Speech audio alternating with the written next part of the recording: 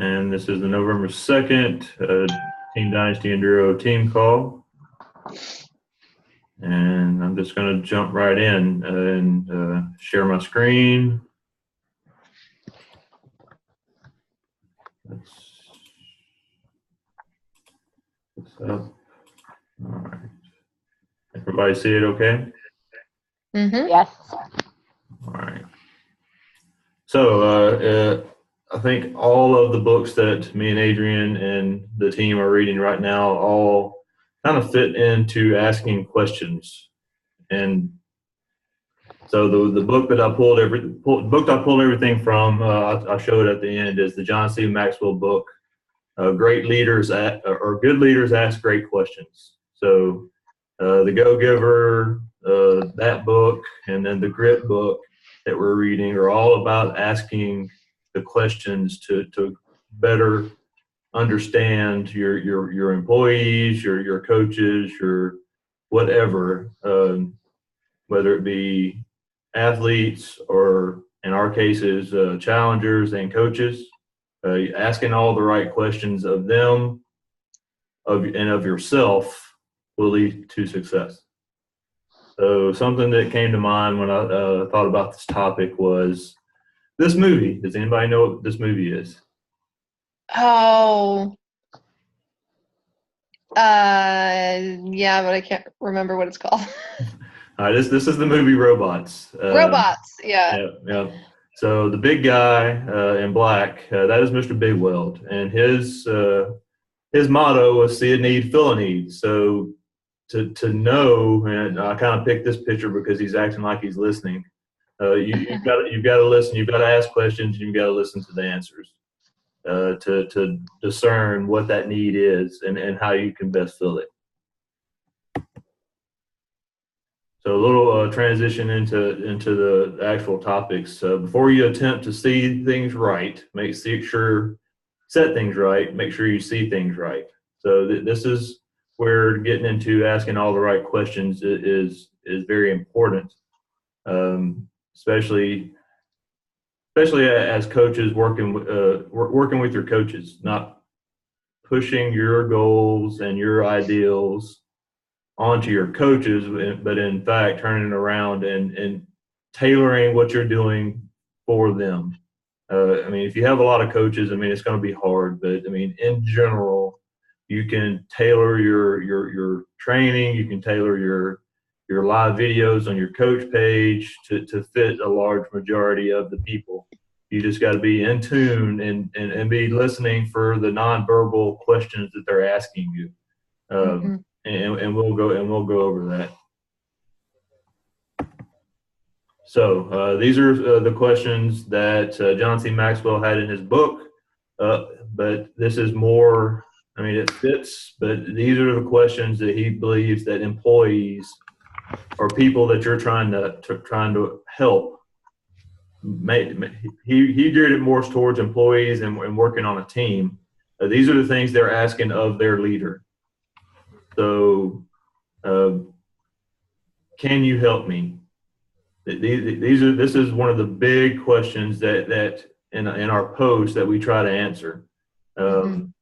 So you gear your post adding value, showing the value of Beachbody. So in everything that you do, you've got to show the value so that you answer this question.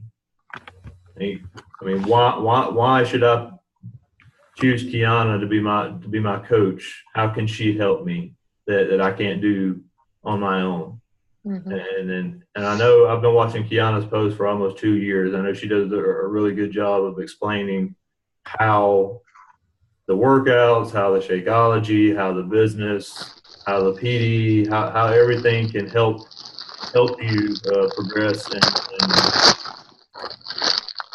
And Adrian. Yes. Mute yourself, please. Sorry. Sounds like a bag of Doritos. No, it's cellophane because the cat's trying to chew it. But she's obsessed. So that's that question. do you care for me? And then I think this one is more after the fact of, and I guess it could be pre coming on board as a coach or a challenger, but to me, it's more of after the fact. Okay, you can help me, but now if I'm going to stick with you and go the distance, do you care for me? And this one's kind I of think hard. asking a lot of questions in the beginning too actually shows that you do care for them. You're not just sending them links to the products. You take a lot of time to talk with them and get to know them. That answers that question for a lot of people. Right, and I agree. Yeah, it's hard, and you got to really fill the person out because asking a lot of questions may feel pushy. It depends on what kind of questions you're asking. And me and Adrian just went through this today on somebody she's working with. Um, when you really start hitting home with the questions that you ask, people tend to change the subject. So you've got to realize that, and you've got to pick up on it so that when you're asking certain questions and they change the subject or don't want to answer, that's where you need to focus, because that is where they're having issues. If they're and when you're getting into a place where they're having issues, that's where it starts to get uncomfortable, and they're going to try to not talk about it. And then, can I trust you? Here is, I think, one of the biggest questions for any MLM, any kind of direct sales or anything like that. I mean, if the person doesn't trust you, they're not gonna buy. They're not gonna become a coach. They're not gonna become a challenger. They're not even gonna come into your free groups. I mean, I think that it's a thing that consistency. We talk about consistency a lot, and that helps build trust and credibility in yourself. So when they do have a problem, that you're the first person they think of when it's time to get started. Mm-hmm. Let's move on. All right, I picked this one out to transition. This little quote. The ability to ask the right questions is more than half the battle to finding the answer. This was also a quote out of the John C. Maxwell book, and I mean this goes along with what we've been talking about so far. As far as don't be asking questions when you're talking to somebody just to be asking generalized questions. I think this leads more towards focused questions and the type of information that you need from the person to best help them. So if you process information in a certain way, then you can tailor your questions. You can even make you a sheet, a list of questions that will get you that normally get you to the answers that you need to move forward with helping a challenger or helping a coach get started.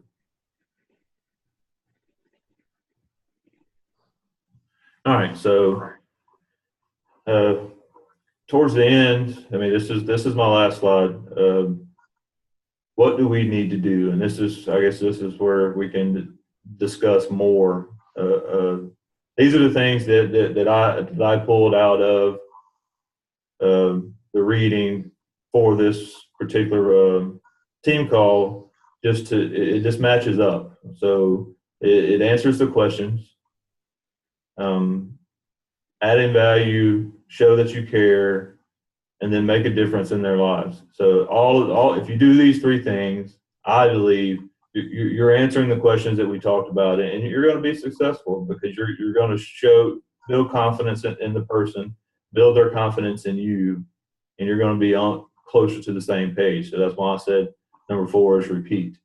Add value, show you care, make a difference, and do it all over again. You can never stop adding value or whatever to the team. And it's starting to get in. The John C. Maxwell book is starting to get into how to effectively work as a team and how as a leader, you've got to drop your responsibility is to take care of the team, and not. I'll have to go back and look and see how he really words it. Basically, you've got to put your needs aside, as far as you got to be focused on the team. I'll just put it that way. It can't be what you want. It has to be what is best for the whole.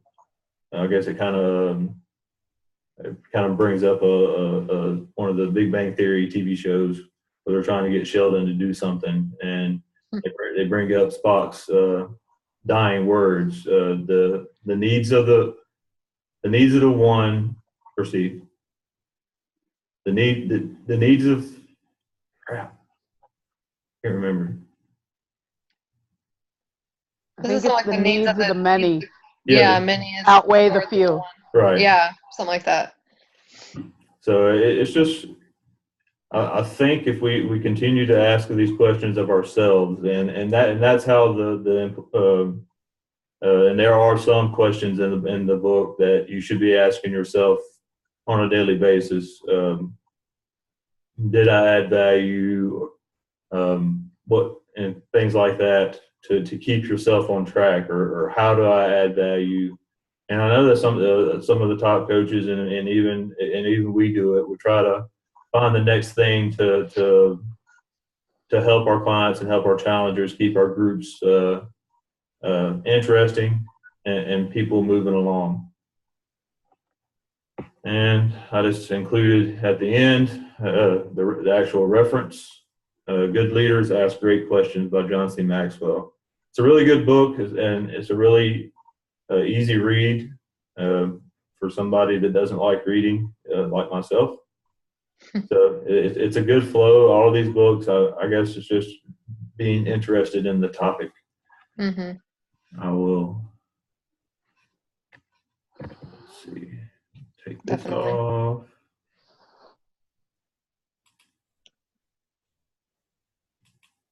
Here, how?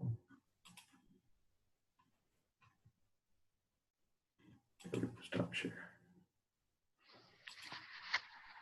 All right, so that's all I have as far as the PowerPoint presentation goes. Is there anything that anybody would like to bring up and discuss on this particular topic? I think this goes great with our team PD, with the Go Giver. It does, and that's kind of what sparked my.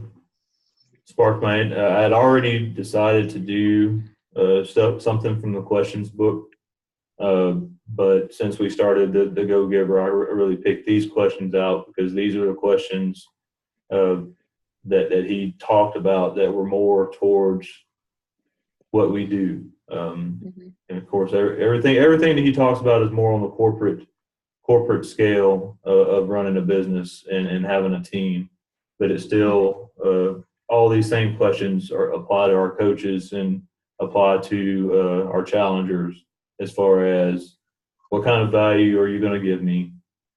Can I trust you? And do you really care about me, or do you care about my money? Mm-hmm. So I think that really goes into the Go Giver mentality. And also, I mean, and I talk about it a lot because it's true. As far as Eric Thomas goes, I mean, his entire YouTube series that he quit his job at Michigan State to pursue making videos in his basement.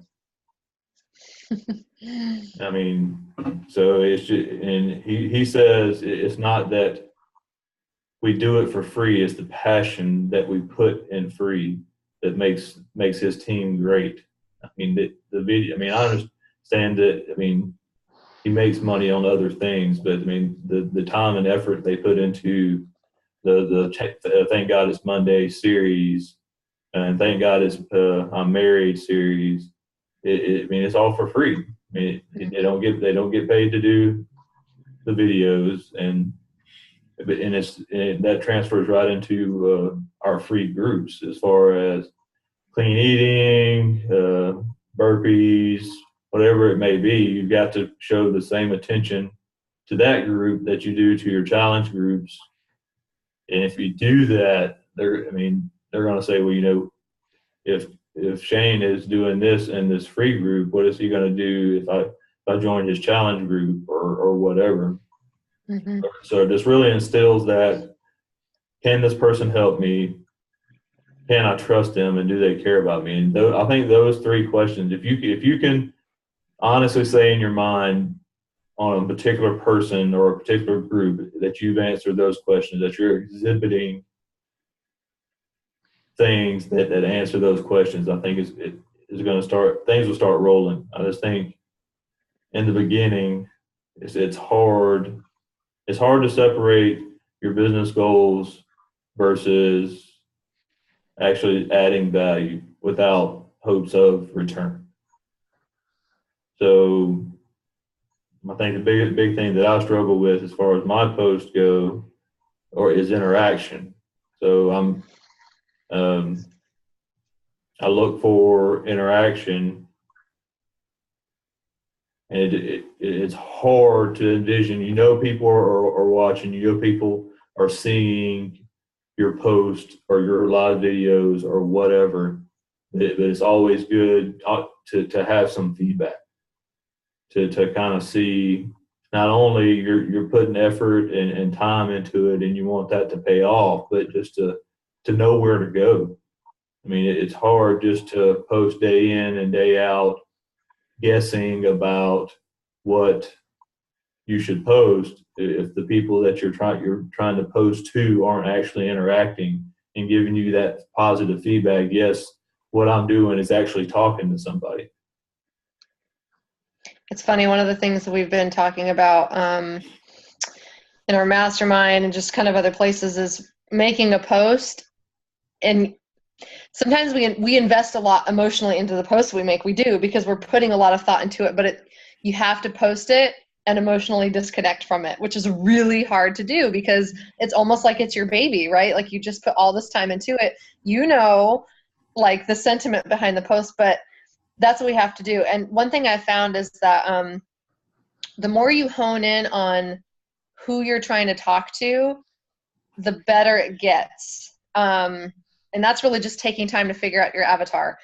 And that avatar is so super specific that the more you're speaking directly to that particular person, give your avatar a name and make it the specific person, it's going to resonate with that particular person. Because when you try to talk to everybody, you're talking to no one, because you're just kind of being broad, where it seems almost kind of counterproductive to think about only talking to one person, but that one person that you're talking to is going to feel it so much that you're talking to them that they're just going to connect with it, versus speaking so broad that you're almost talking to anybody. It's kind of like, those Christian songs, like I don't know who listens to Christian music, but sometimes Christian music, it'll be talking about God, but it's so general that you could be talking to your husband, you know what I mean? Like it's so not specific. It's kind of that same thing. Like you need to be talking to someone specific, and for that person to be able to identify themselves so much in what you're saying that it's going to prompt them to engage with you. You know what I mean? But it takes practice, it takes skill, and it takes really honing in on who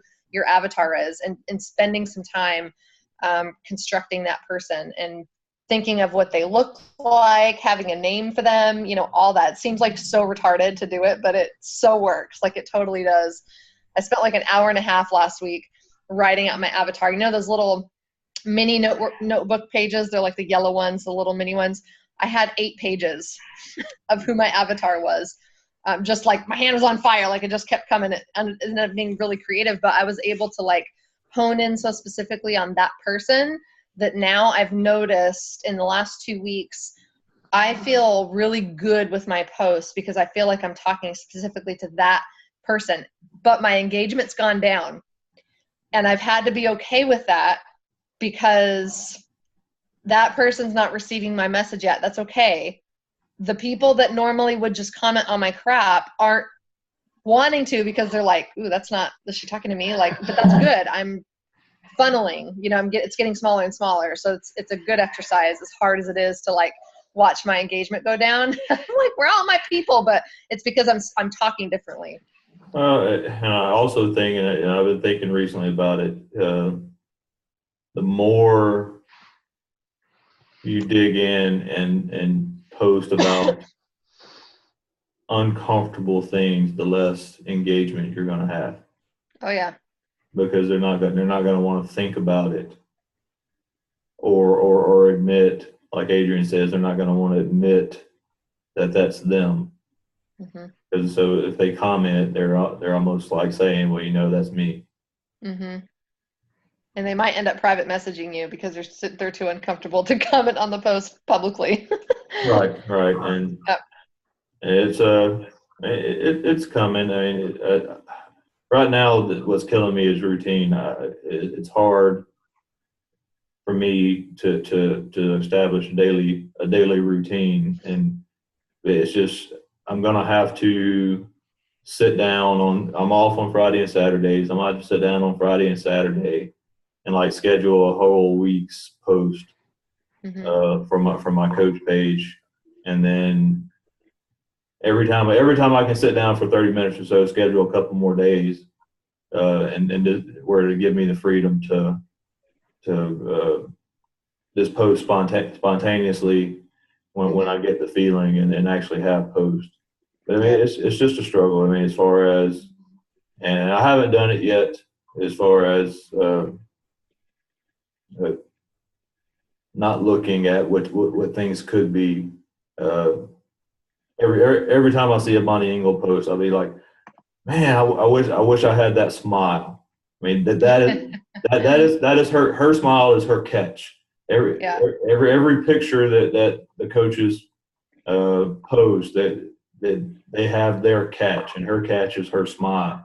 That's what her smile is like her brand. Like it really is. Right. And then I mean, Melanie's thing is sitting in her office. That's her thing, Melanie Mitro. But I mean, what really gets to me? Hey, Furman. Hey, sorry I'm late. Sorry, man. But what really gets to me is you see them posting, and it's such a great post.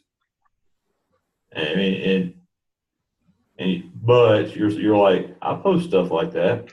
Why don't I get 65 comments or 100 because comments? You don't have 5,000 friends or 18,000 people following you on Facebook yet. Exactly. Yeah. So I have considered just unfollowing all the top coaches that I follow and just. It actually helps. And you know how much I love Bonnie. I gain a lot of inspiration from her, but I've actually stopped checking in on her every day.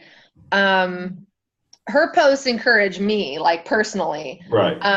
But I do find sometimes that I do exactly what you're saying. Like, I have the same like enthusiasm, but it's so unproductive, like to get in that headspace. So I've been checking in on her like maybe once a week, just to see, or sometimes I'll forget, which has been the weirdest part. I've actually forgotten to check on Bonnie, and one of her things just pops up in my Facebook, and I'm like, oh man, I haven't looked at Bonnie's page in like 3 or 4 days. And I feel like I'm like an addict recovery right now, like with Bonnie, like I'm not obsessed with her page anymore. Yes. I mean, I don't intentionally go to any of their pages. I just I guess because I like and comment on some of their things, I see them more. I mean, the main ones that I see is Amy Silverman, Scotty Hobbs, Bonnie Engel, and Melanie Mitro. So don't see a whole lot out of Caleb Thomas anymore. I was big into following his stuff. But seriously, I think I'm just gonna go in and I don't guess I'll see how much they come up after I unfollow. And I mean, it may just have to go in and unfriend or whatever if I'm actually a friend or a follower based on when I sent them a friend request. But so does anybody else have anything in particular? Just to let you know, Furman, what we've been talking about is I did a presentation on John C. Maxwell's book, Good Leaders Ask Great Questions. And we've been talking about the questions that your coaches and your challengers ask of you, maybe not verbally. So we're talking about, can I trust you? Can you help me? And do you care for me? So those are the big three questions that I picked out of the book as far as what your challengers and coaches may be asking in their mind of you. Cool. I was just going to say, going off of what you were saying before, Q, about, how you've been kind of honing in on your posts, and you've seen the reach drop and the engagement. Both my personal And and my business. Yeah. And I've had the same thing lately. I know there's been some glitches on Facebook, but I've had the same thing where it's like just went boom down the toilet. I'm like, okay, wait a minute, now let me stop and think about this. Have I gotten worse? But then I just realized, no, I am like narrowing in. Mm-hmm. And today I went live on a topic, and I think I had like 3, maybe 4 likes, but I had this list of people commenting that I literally had to look up and say, okay, who's this person? Who's this person? Who's this person? Nice. Like, okay, something just clicked. That was on your business page? I'm sorry? That was on your business page? Yeah, it was on my page.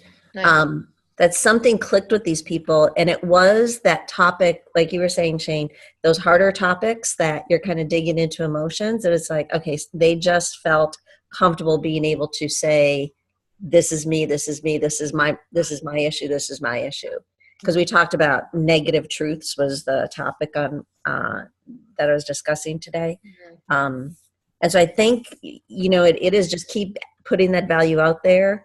And, I have to keep reminding myself people are watching and listening. And a lot of times it is those people that are not going to comment and not going to like what you're saying, not going to like it.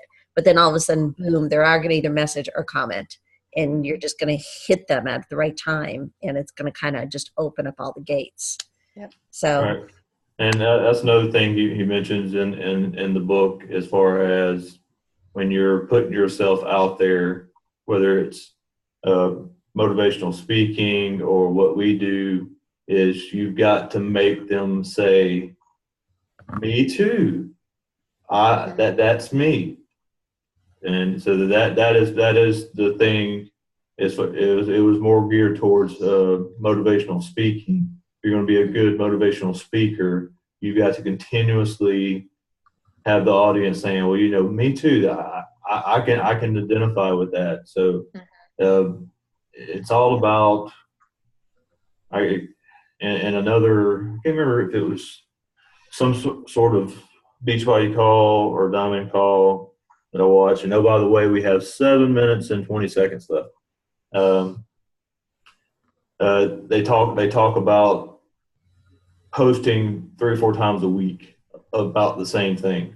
And I think it was a diamond call from Scotty Hobbs as far as getting your challenge groups started. And it may have been Bonnie. It was either Bonnie or Melanie one that they talked about. Not everybody's going to see everything that you post. Mm-hmm. So when they get in their schedule for the month, when they start advertising their challenge groups, they will advertise it in some way 3 to 4 times a week, if not more. Mm-hmm. But in our minds, we're thinking, I'm beating this to death, Mm-hmm. and I'm overselling, when in actuality you're trying to hit all aspects or all times of your market. Mm-hmm.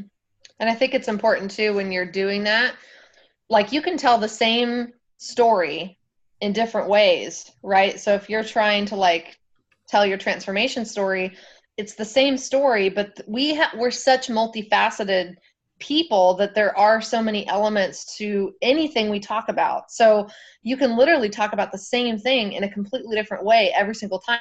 So when the fresh eyes see it, to them it's the brand new thing. But even when the same eyes might see it, because if you have people interact with you a lot on Facebook, they will see, you know, your posts.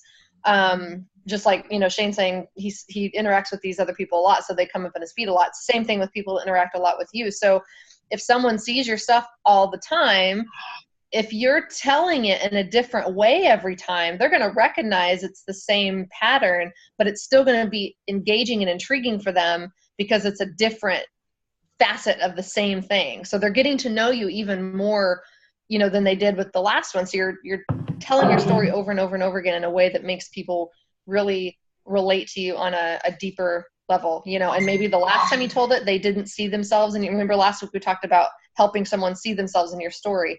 So if they didn't see it the first time, maybe they will the second time they see it, you know. So it's just, Shane's right. We have to get out of our own mind that we're being annoying on Facebook. If you post about a challenge group 3 times in 1 week, that's not being annoying. Like, that's not a lot at all. If you think about all the different times you post on Facebook, 3 times out of all those times talking about a challenge group is not that much. And chances are, out of one of those 3 times, only one person will see one of the 3. You know what I mean? So it's not going to be repetitive. We have to get out of our own heads for that. Yeah, that actually just made me think about like team calls and like national wake-up calls and stuff like that, because, you know, I guess like, you know, the people that's been coaches for a while listening to national wake-up calls, what else can what else new things can you hear? Sometimes you hear the same things over and over again, but sometimes it just hits you. Mm-hmm. Something else, I mean, the same thing just hits you differently, I guess. It's true. So, I mean, the way you tell your story or put it out there, you may hit somebody the right way, a certain way, Yep. at a certain time. And I think I mean, that's completely true. I mean, everybody in this business gets to the same place from a different road. Mm-hmm. So, I mean, you've got just so many different journeys. I mean, not everybody come from poverty like and struggle like Lindsay and Bonnie and Amy. I mean, Melanie was just a housewife. Mm-hmm. But they all do the same things on a different road. They're all coming from a different road, so they all have a different perspective on how they work with their team. I see Melanie as more of a lovey-dovey, stern person. I mean, she still throws out the truth bombs, but she's more hands-on, lovey-dovey. And then you got Bonnie and Amy that are like, that's some BS. You take that out of here. I remember the first diamond call I saw Bonnie on with Scotty Hobbs, and she started cussing, and it was like, that's BS. And so, I mean, they all have different viewpoints on the same topic. So, I mean, listening to multiple team calls, multiple YouTube videos from different coaches on the same subject really helps. And if you don't know, Scotty Hobbs has a whole series of Diamond Dash. That's what he calls his diamond group that he does. He has a whole playlist of Diamond Dash calls that are really good. A lot of the social media ones are good. I haven't got back into watching a lot of those videos yet. But when I was YouTube binging, I would just go into their playlist and find all their team calls and dive into them. So we have about a minute left. I appreciate everybody for getting on. I'll be on again on November the 21st. I'm not sure exactly what I'm going to do, but I think I'm going to do something out of the grit book. It's also dealing with questions. So it may be November's question month. So, but I appreciate everybody coming in. I'm gonna stop the recording now, if I know how to do that.